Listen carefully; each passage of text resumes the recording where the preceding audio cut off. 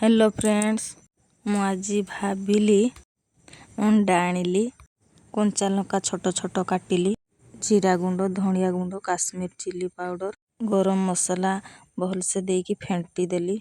Plate रो तेल देले अंडाटा भलसे उठी जीवो। गोटे कोरेई रो पानी अल्प दबा, तापर गोटे स्टैंड रखीदबा, प्लेटटा ता उपरे रखीदबा, 10 मिनिट पाई छाड़ी दबा।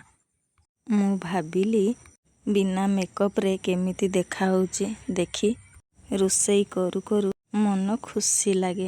अंडा हमर सिझी गलानी, ताकू काढ़ी आनिबा। ठंडा हेई गला परे छुरी साहाय्य रे ताकू पीस पीस काटी दबा। देखंतु मु काटिची केमिति पीस पीस टाइप रो।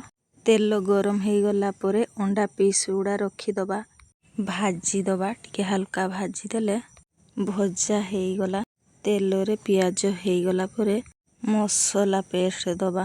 मसला भल से हेई गला परे भजा अंडा को दबा।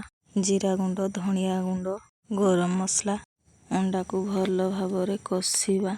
कषि सारला परे हल्का गरम पानी टिके दबा। 5 मिनिट फुटी सारला परे धनिया पत्र देले बहुत भल हबो।